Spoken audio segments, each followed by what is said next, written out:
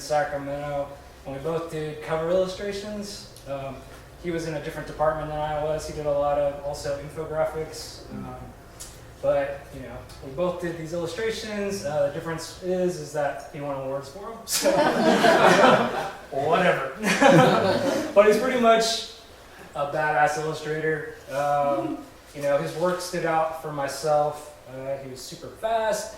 He was great at concepting, and he had that high level of execution. So for me, it was like seeing that sort of extra wow factor. It was like the details, the extra textures, you know, just that high level, and that's what set that sort of benchmark for myself working there. And hopefully all of you on your teams and stuff have that sort of level set for yourselves. I remember walking into his cubicle once and seeing a sketch, and I was like, how the hell did you do that? And I seriously still want to know, how the hell did you do that? And that's really why you're here. It's totally selfish on my part. But, and I still work at a place with great illustrators and designers and a lot of people I see out in the crowd right now. And, you know, hopefully they have some great questions for you. But yeah, so hopefully we can steal some of your secrets. All right, everybody, so here is Val Mina.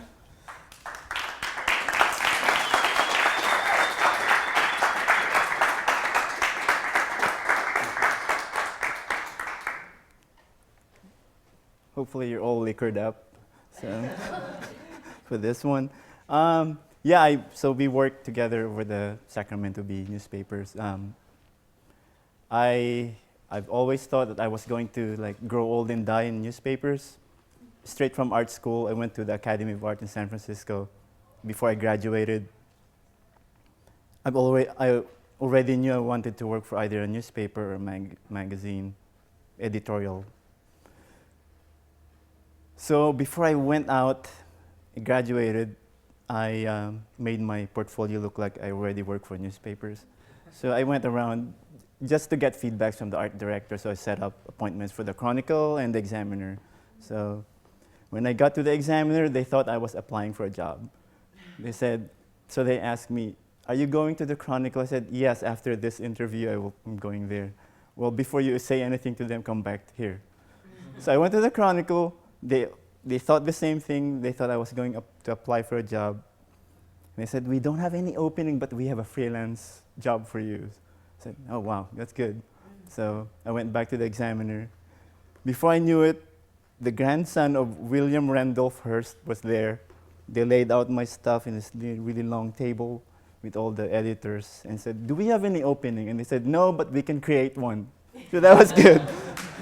So I started like 2 days a week, then became full-time, then that's how my newspaper career started. So, I was born in the Philippines, grew up there. Actually, I graduated from the University of the Philippines College of Fine Arts, so I had a kind of art background before coming over here. So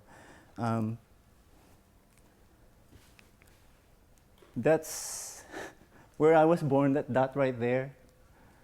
My mother and father are still there. They're like 81 and 82 years old. That's where I went to church. That's where I graduated from grade school. Oh yeah, we only have like grade 1 to 6, and that's it in high school. So, and that there, if you're familiar with Thriller in Manila with Muhammad Ali and Frazier, that's where it happened. And after the fight, they built a mall, a shopping mall, after Ali. So this is called Ali Mall. So,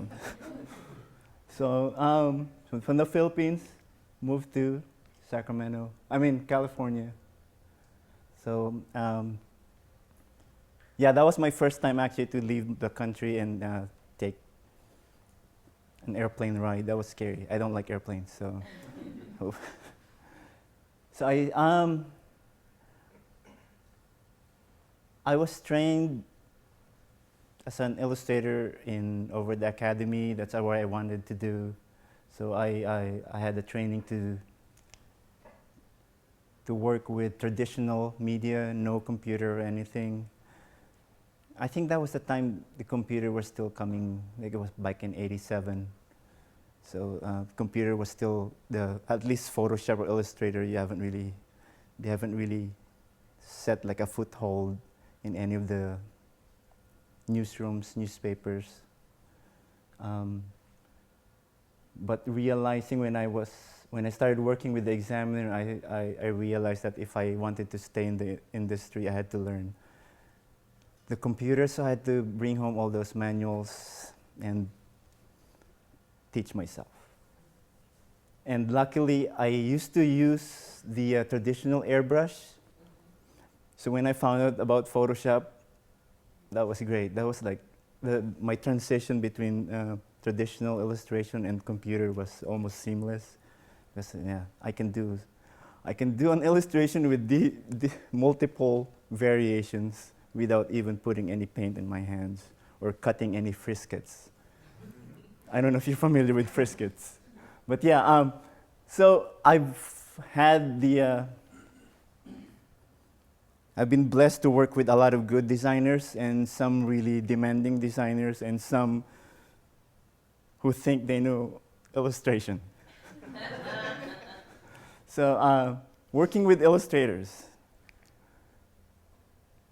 This is what I've found out, especially working in newspapers, because there are a lot of people involved, usually in a project, probably the same here. You have the editor, the writer, and another editor, photographer maybe, and then you.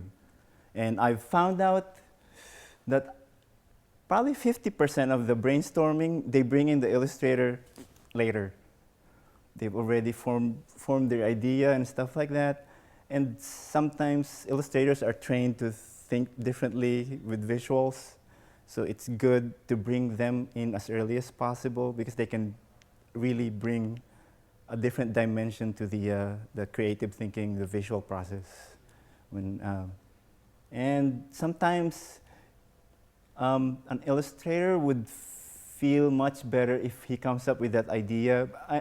It's probably like an editor would come up with the same idea, but give the illustrator a chance first to come up with the same. He might come up exactly with the same idea, and what will happen is you'll have a very happy illustrator because he knows he's doing his own idea instead of somebody just spoon-feeding him an idea without even giving him a chance to think about the idea first, like reading about the project or learning about the project. Yeah, that's why the illustrator is a thinking being. He's not just there to draw stuff. He's actually trained and he has like years, or maybe not years, of coming up with visual solutions that a photographer or a photograph cannot solve.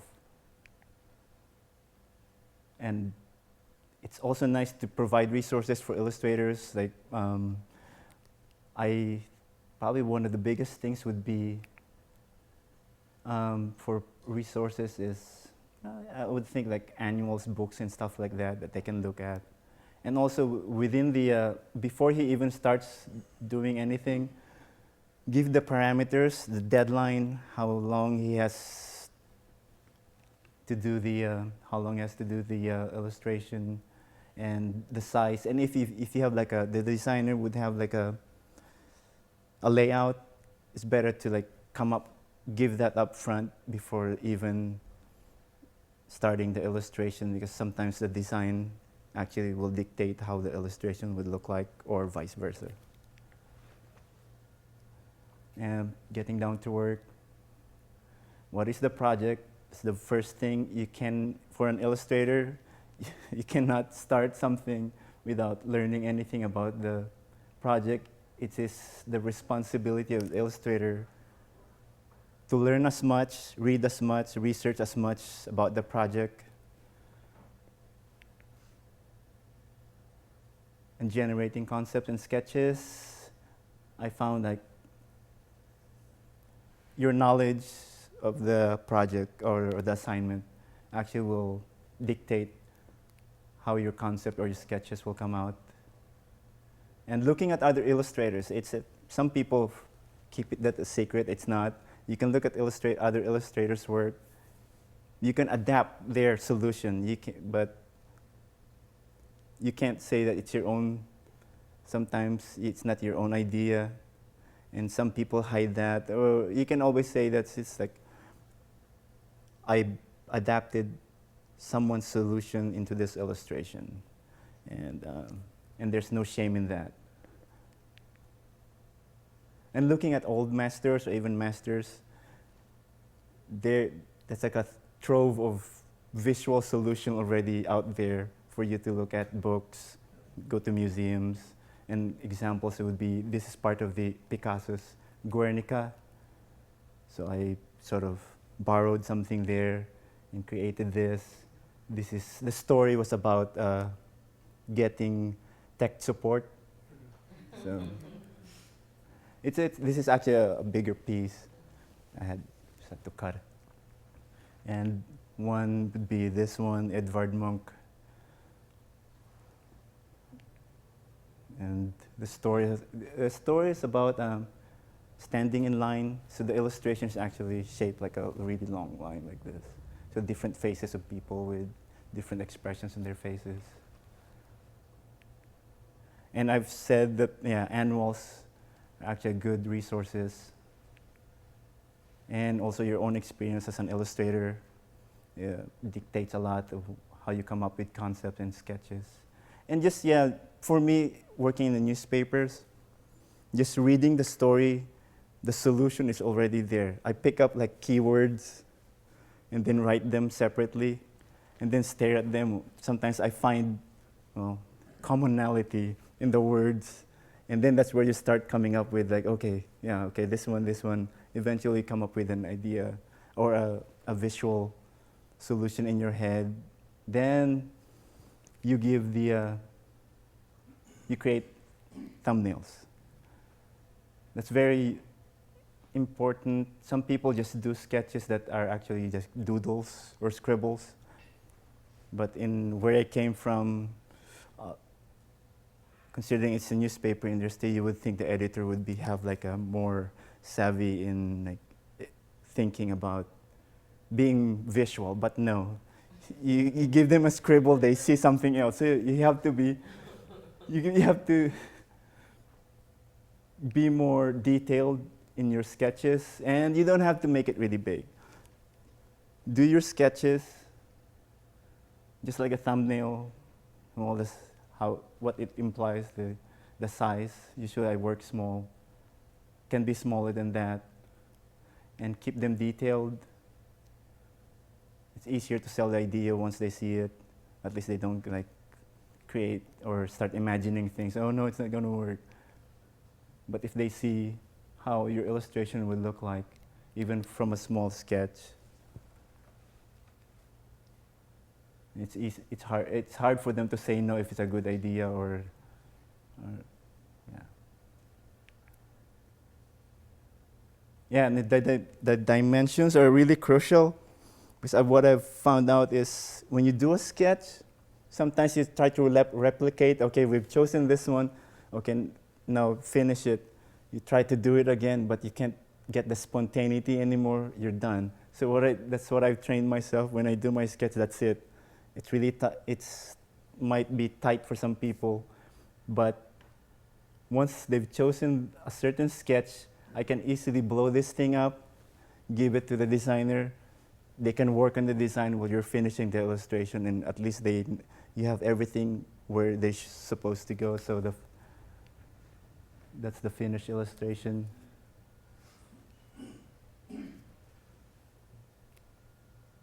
You can ask questions anytime.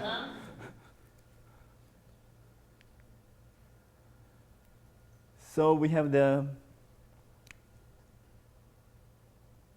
knowing the project and creating sketches. Now we come to the creating the illustration. This one,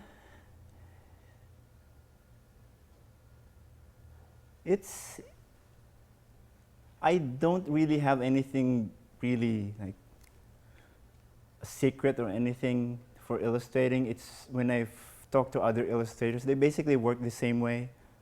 And what I've found is, what's easier for me is when I start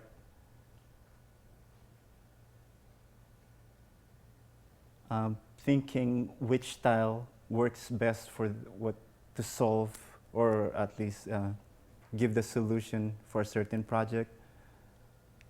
So it's either the traditional illustration, no computer or anything. This one was used for is it Brown University for their cover, their brochure.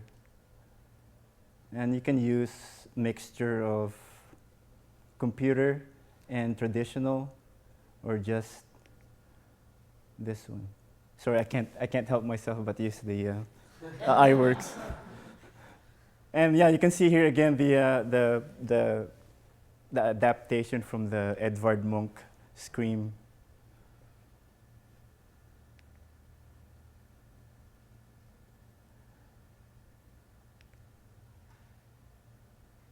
So once you've blown up the sketch, you can easily use it as a template.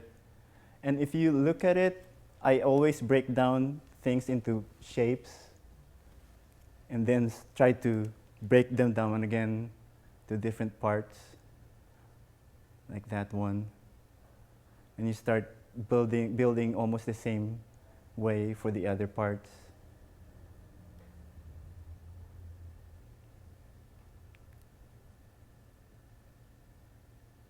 That's why I use the layers. I don't know if any of you use the layers as much as I do, but I do use the layers and the channels. And I name them really detailed, like which part of the illustration. If they're buttons, then I'll put buttons, or belt.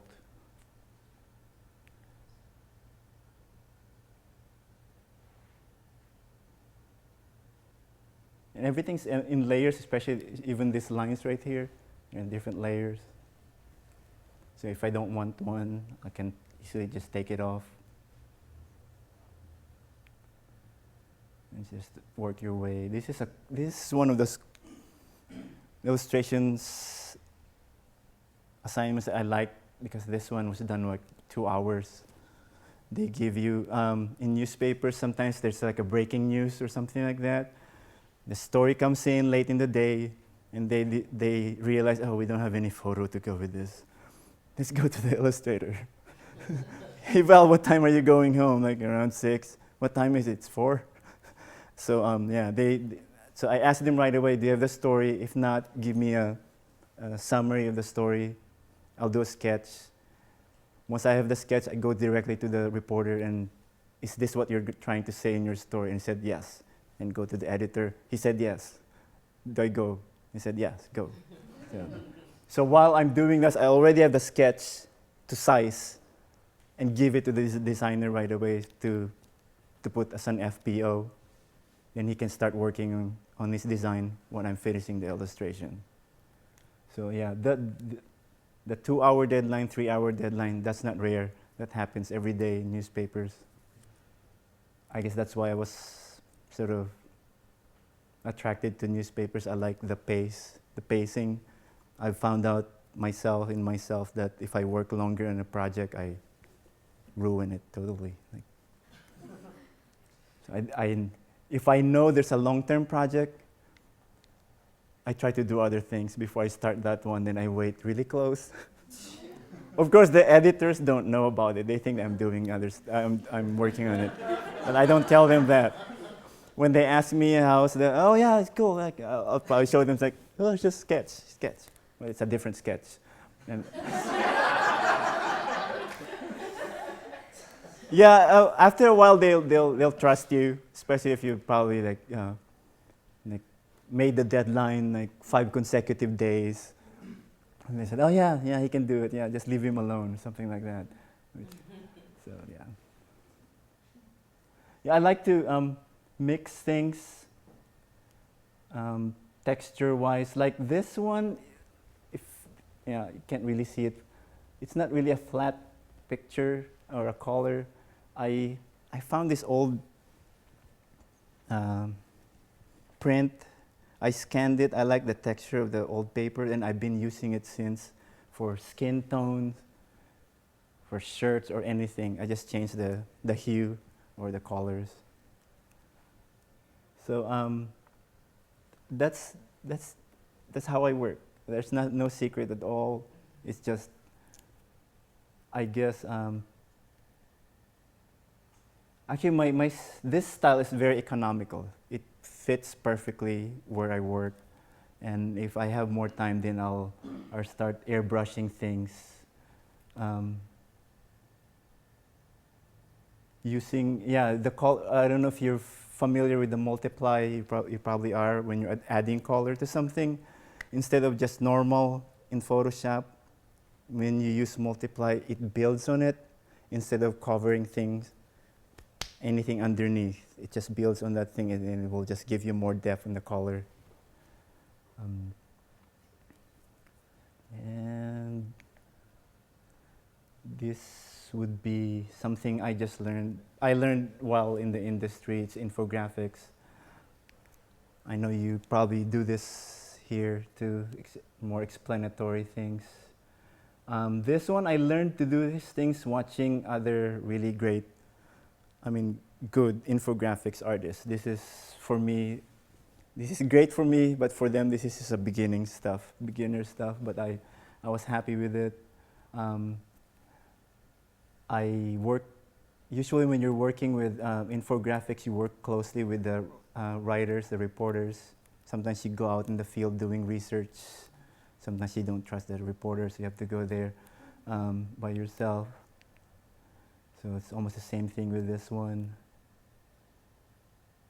There's a lot of back and forth, actually on the phone, talking to the engineers, the chemists, making sure that everything's right. You send them actually your sketch, and they will say, oh yeah, that's not right. You placed the tube in the wrong place. That's the wrong equipment. We don't use that. It's amazing at how little things, like if something gets printed in the newspaper, you use the certain wrong bolt, there is somebody out there who specializes in bolts, and you will get a phone call the following day. Like, that was a great infographics, guys, but you guys used the wrong bolt. So you would think that people would just be drinking their coffee. Oh yeah, that looks nice. And someone is out there looking at something. I think that's what they do. Like, they really look for something so they can call you. This one, it was a really really educational for me, so because I spent numerous days talking to a doctor who treats people with this kind of lung disease.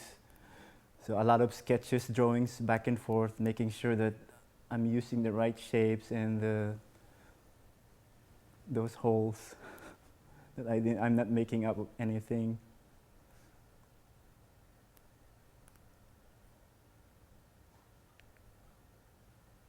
This one I like because it's not really technical. It's more just showing things, what's underneath those vernal pools. I drew those things. Those aren't pictures. I'm saying that because some people ask, are those pictures that you cut out? I said no. Those are all Photoshop illustrations.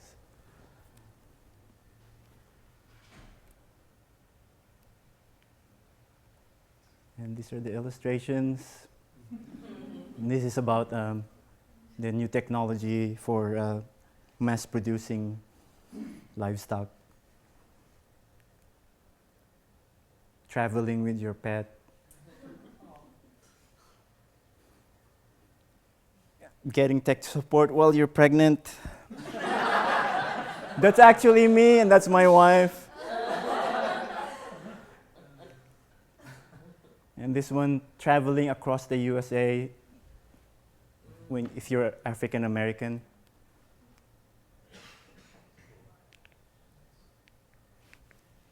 This one's for people who have only black things in their closet. Like black shoes, black everything. And this one, freelance for Rolling Stone, for Chris Cornell, Soundgarden lead singer. Yeah, this one's also freelance. That one too, freelance. Well, yeah. Bill Gates, what the story was about, how he can control the growth of Microsoft. This was for Salon magazine. I don't know if you're familiar with Salon. It's one of the founders I was really close. She also worked for the San Francisco Examiner and left when there was like a big like strike or something. They formed Salon. So I was, I think this was during the dot-com days when it was still like really, really good for freelancers. So I was doing this stuff for them. I would crank these guys things out like in less than 2 hours, and they're paying me $500. And I used to do 4 of them in a day. And then they realized, Val's making too much money. Maybe if we have him sign something, a retainer, okay, we'll pay you this much, and it depends on how many illustrations you do. So if you only do 1, then yeah, good for you. If you do 10, then good for us. So, it's okay. I enjoy doing this. The same thing. This one's for Salon. This is about cross-dressers. That's my belt, my pants, and my shirt. That's actually a doily. If you're the paper doilies that you put here, I scanned it and then placed it there. Is that your six-pack? Yes, I wasn't going to mention it, but yeah, good. And this one is for there. This is about nest eggs. This is actually an actual, well, not a real nest, but a nest that you buy in craft stores. I took a photograph of it in my kitchen with white background and just cut it out and cut the background out and created that. James is familiar with this. This one was done for a deck of cards. This is the 9 of clubs. So there will be, like, when it was printed, there was 9 up there. And the theme was about Las Vegas. So Amazon eating all those little mom and pop stores. The water, if you invert it, actually, that's the inside of the water, the top right there. It was inverted. So I said, that looks like it nice if I make it go up and cut out the rest up there to make it look like it's splashing up.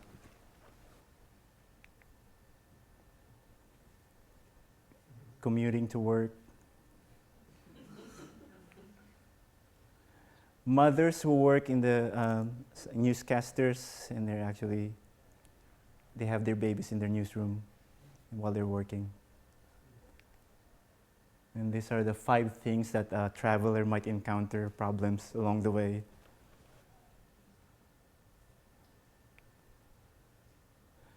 This one, I like how I guess I like the solution it's about kids whose parents are separated, like what happens to them during holidays. So I came up, okay, it's a broken home, Christmas. So I made the Christmas tree as the one to separate the home.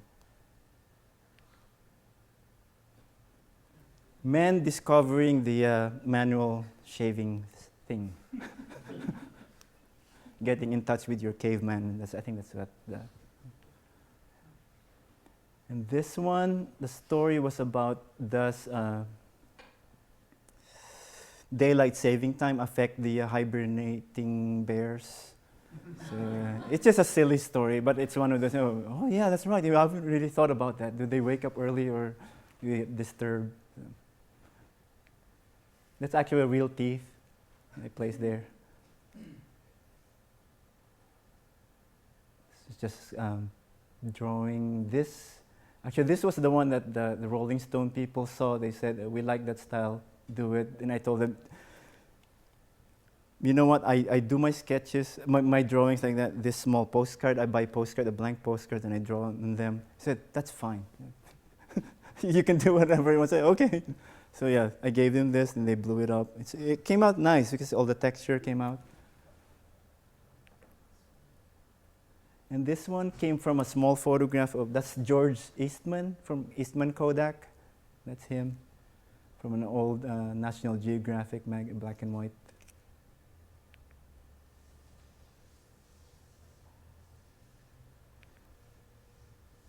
This was used as a Christmas wrapper for San Francisco Chronicle. It's about the good and the bad about checking your weight regularly. The quality of hospital food.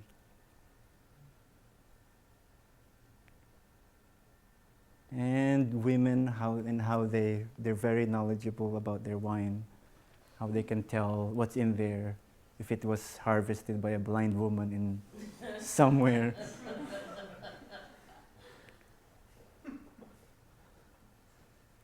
This was a story about the San Francisco and the San Francisco Niners and the Raiders, about I think they're receivers, how they're untouchables. Yeah, so it made the lines look like they're the hands coming up. So the headline would be on the left, I think, and the story on the right.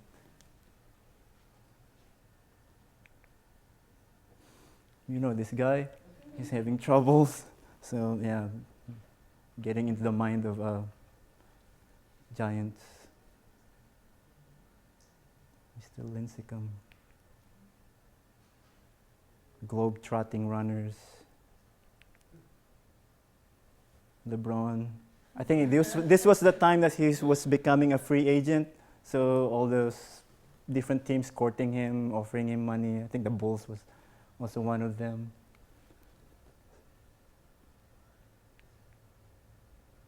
And I think we're getting close to the end. How to improve your mind. And the story, this is like a first-person story about a father who, oh yeah, they had a great idea of let's go on vacation, I'm going to rent an RV. And it's his first time to drive an RV. Yeah, that actually happened. The kid almost threw up. And they were swerving all along the freeway. I think that was the last time they rented an RV. That RV is actually different parts of different types of RV that I just spliced together. And there's the dot again, and that's me. Those are the twins. Those are my brothers. They're twins. I think that's why I became an artist. They're also artists. They're both architects, and I always wanted to outdo them. They're back in the Philippines, both of them. So yeah, that's me right there. So that's it. That's my mother. That's it.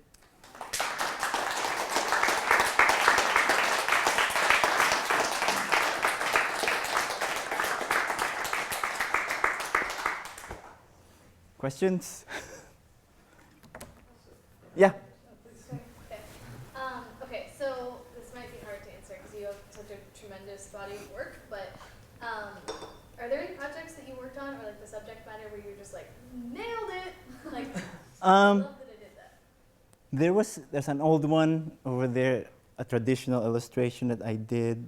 It's more for op-ed piece. The story was about who has the right to end someone's life, abortion or the euthanasia. So they were saying anybody can do that, your loved one, or is it the medical field? So I drew a fetus in somebody's face with oxygen hose coming out of his nose. And both of those figures had like tubes intersecting somewhere. And I used, instead of a medical scissor, I use a regular generic scissor, so it's up to the reader to come up with the idea who has the right to end someone's life. So I like doing those pieces. I know I get a lot of hate mails when I used to work with the Examiner because I did a lot of the editorial. And I did once the piece was about crib death, the kid suddenly dying inside the crib for unknown reason. And this was actually when my daughter was born. And what I did was, usually the one side of the crib is shaped like this. So I created that into a tombstone and integrated it into the rest of the crib. I got letters and phone calls from mothers and grandmothers. They said how dare I did that. It was a painful thing for them. But yeah, it's one of those things that after a while at least someone's actually looking at your stuff. They're looking at it, and it comes with the territory. Someone will call you. They like what you did, and someone will get offended. It's just part of it. Have you ever had to work on a subject or a topic that you didn't agree with, and you had to illustrate, a concept or an opinion that Yes. you didn't agree with? That's why I place bring the illustrator as early as possible in the brainstorming, because a lot of times, especially when I'm working, I don't know why, for the sports section, these people have already talked somewhere, like in a pub somewhere, and then they come into the newsroom, they already have their own idea, and they call you, oh yeah, we have this great idea. It sounds great, but it's very different when it gets printed. It's very different from up there to there. So you have to explain to them that will not work on print. It's nice, it works up there in your mind, but when it gets to print, it won't work. So sometimes they get offended by that. They think you're being a prima donna, but and there are cases that they've influenced the higher editor. He bought into or she bought into the idea. So you really don't have any recourse except to, okay, I'll do your idea. But sometimes I will do this. I will sketch their idea. Then I will, if if I still have time, I'll do something else. I'll show it to them. 50-50. Sometimes they'll change their mind and go with what you did. When you get stuck on a concept, what do you do? Like, what's your first step? I have a soccer ball. I start playing with it at work. A lot of people do different things. Yeah. I start opening old annuals. Having been in the newspaper industry for 20 plus years, sometimes you can reuse some of your ideas and just different things. But when I'm stuck, I go back to the old annuals, look at them. Just keep looking without even thinking, just look. Eventually something will stay in your mind and you go back to your project. Yeah, step away from your project. I know it's a cliche, it works. Step away, come back. Even if you've done something, a sketch, you go back, you can see actually mistakes in your sketch or your drawing. But I don't think there's really a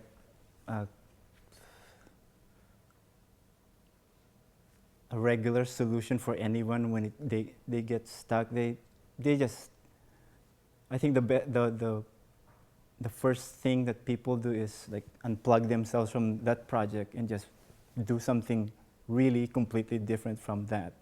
What you're doing, look at something, just walk around, and even talking to people. I guess, that's why I like watching House, I guess. If you when I first saw that show, I sort of, sometimes I pick up things like that when you're talking to people and they mention a certain word or a certain experience, then that's it. That's the solution, and you go back and you do it. How have you seen your own personal style evolve over the years? It has changed a lot. Actually, it's not more that changing, I've added things to it. I still use my traditional illustration. I use a certain style for computer. If I have a very limited time, that's when I start using those shapes, basic shapes. And if I have more time, I start using the airbrush more, molding things. But my style hasn't really changed because I can still do any of my styles from way back in art school. It's just a matter of how much time I have to use it or what type of project I'm working on. Yeah. How have you felt impacted by the growth of digital in the world of print? Well, I guess it's no secret that newspaper industry is like going this way, but I don't think I think it's more the internet more than the computer. I think it's a blessing that the computer came in. I know when the computer started creeping into the newsroom, a lot of the old timers decided it's time to leave, which actually they did. They just didn't see the computer as a drawing tool. Yeah, because you have this square thing, and then how do you draw with that thing? It's like holding a lump of coal and trying to draw with it. So yeah, a lot. Yeah, many. That's actually one of the things that drove some of the old illustrators to retire. Some of them actually worked with it really well. I like it because it's just another. It added another tool. I know that when newspapers started using it a lot, I know that the pace of work will change too. They can say, oh yeah, there's a computer now, you can make different changes, different versions of this thing. Back then, you paint something, that's it. Or sometimes you can still change it with airbrush and paint, but it's like really painful and really, really time consuming. So it's a blessing, I guess. Depends on who you ask. Have you ever not made a deadline? No, not yet. In my 20 plus years, no. No, not yet, that's, I guess, well. Have you ever had to change your solution to make Yes, yeah. Well, yes, and the only way I can make that deadline is to stay longer at work. Because it's my own choice. I said, okay, this is a better solution, I'll do it. It's worth it. I know you guys feel that way a lot of times. It's worth it. I get only one chance with this project, and this idea came up last minute. You gotta do it. Do you still illustrate just for the love of it? Anything? Yes, I do. Yeah, I do. Any piece of paper. Actually, back in the Philippines when I was still growing up, the tables, I would go underneath, face it upside down, and start doodling. My parents didn't know that, but they were there. And one time I had this this dream that I was a sculptor, that I can mold wood. So I took my father's favorite desk, I got a hatchet, and started carving the legs. That was the last time I saw that hatchet, but yeah, growing up, I would consider the typewriter paper, a ream of it, that would be the best Christmas gift I can get. That's, I just drew. Even now, I get a piece of paper, I have a pen, I start doodling. Then, actually in art school, I did that too a lot. And this is one thing too, I give away my drawings when people ask for it. Not now, because my wife will say no. But I used to give it away even when I was working, because my wife was not at work. So people would ask me, don't you want to keep it? I said, no, my enjoyment's already gone. I enjoy the process, but once I get there, I want to move to another project. You can do whatever you want with that finished product. You can have it. So art school, I gave away a lot of drawings, doing drawing classes. Yeah, so I don't get attached to it. I don't know why. Some people find that strange. So I always tell them I like the process of getting there, but once I'm there, I want to move on to another adventure. That's why I call them adventure. So. So more of like a process sort of question about, because you use a lot of like real objects Mm-hmm. kind of mixed in there. So do you use, do you go to stock houses? I remember like working at the newspaper, a lot of like Clip art arts, yeah. CDs, Yeah. which are nice, it's a lot of isolated objects that you Yeah. can kind of put in and tweak. Yeah. And then obviously you have kind of your go-tos as far as using textures that you scanned in and used, and even repeatable objects probably, like the eyeballs probably. So can you talk about some of that? Clip art, yeah. Using clip art, it's like the good and bad. If you use clip art as is, your work is a clip art. But so I keep telling the other designers over the paper, do something with it, cut it out. Like if it's a leaf would be like the regular shape would be this one, shape it like. Then it won't look clip art at all. It's a quick solution, because once you start using a lot of clip art in your illustration, it will be just a collection of clip art. But if you do something to it that will change the shape of the clip art and incorporate it in something else, just don't use it as is. That's the one thing I tell people when they're using clip art. I don't have anything against it. It's just, I guess, the way they use it from its original shape. And we go to a place called Morgue File. I know, I use that a lot, so it's free. Yeah, you can upload your own too, so people can use it.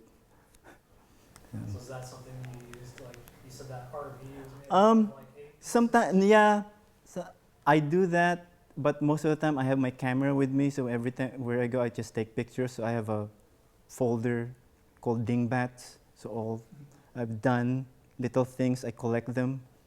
So when something comes, oh, I need a picture of a fire hydrant. Oh, I need something.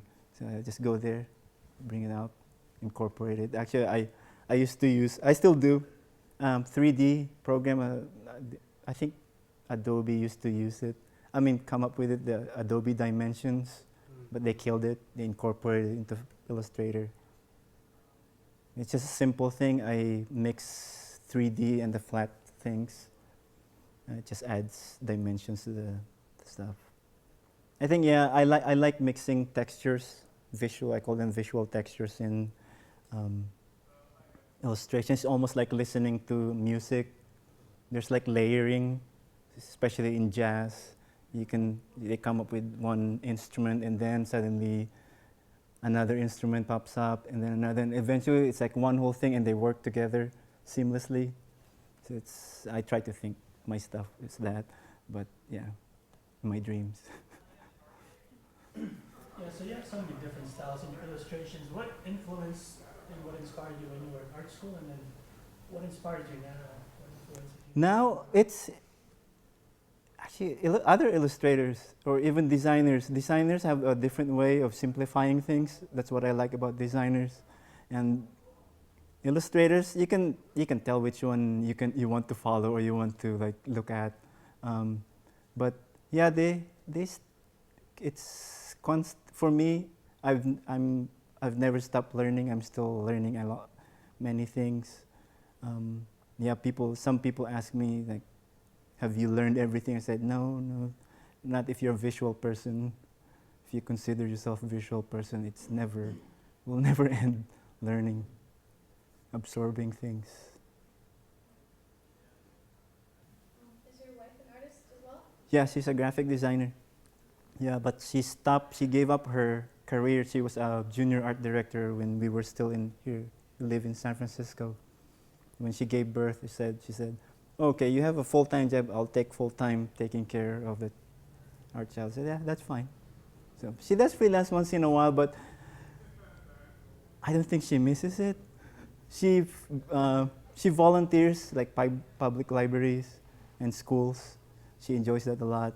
But as long as I guess I have a full-time job, it's okay. Yeah. So I imagine with the tight deadlines, and I'm sure the hours that you work with paper aren't easy. How do you balance that life, work? For me, it's still very. When I was newspapers, you start 9, you leave at 6, or you start 8. But yeah, it's still there. It's still very segmented. You still have your life at home. But but there's like, if there's like a breaking news or something like that, you're like a doctor. You're on call. You'll be called to work. Especially my first I don't know why this always happens to me. When I started the Examiner, the earthquake happened. The freeway collapsed in the Bay Bridge. And I moved to the LA Times, Los Angeles, the earthquake happened and the riots happened. I moved to the Sacramento Bee, 9/11 happened. A few days. And now I moved to the Chronicle. So I lasted 10 months to the Chronicle before coming to this new job. I said, maybe I should move now before something happens. So now, I've moved. I'm out of the newspapers. Okay, so we're good to Yeah, it's if the newspaper industry is not as it is right now, I would still be there. Yeah, the assignments, it's just the variety of assignments each day. It's adrenaline rush for me. Yeah, that's talking to people, different types of people, and hearing cursing every day. Well, that's something I don't miss actually. Yeah, it's like a given. You have to curse. I don't curse, but slamming doors, shouting inside offices. Any other questions? Juan? Yeah, I think you mentioned this earlier when we were talking, and you said, like, how do you decide when to go like all analog on your illustration? What's that? versus Come How again? do you decide when to go like just all like Traditional? analog, traditional? Yeah, I think it's more the time that I have. I know if I use traditional, I spend more time with it. That actually is the first criteria. It's the time frame that I have to spend on the illustration, and second is the subject matter. What actually I looking back, I should have used more traditional illustration with doing food illustrations, but yeah, again, the time frame, it just won't let me. Maybe I could have, but it wouldn't turn out the way I wanted it. And there's also the hassle of bringing it to the photo department and please shoot this one. You have to beg and make sure, yeah, you don't blow up the whites and not too yellow. Now it's gotten better, especially when I work with a Chronicle. They have a dedicated studio photographer. They have a good setup. They have their own building for their food section. So up the roof garden, they have their own garden there where they get all their everything, and then they have the test kitchen. So I go there even though I don't have any business, just to check the food. They have tons of wines. Like people would just send all their wines there for them to be reviewed. So, hey Val, yeah, bring home some wine. Yeah, okay. Chocolates. Yeah, you would just go there. Yeah, the kitchen would be so full of food. Some of them actually they placed it there because they don't want to eat them. Yeah, you see pork rinds too. Yeah, and you'll be surprised which people would actually eat pork rinds. Yeah, that's it. All right, thank you. Thanks.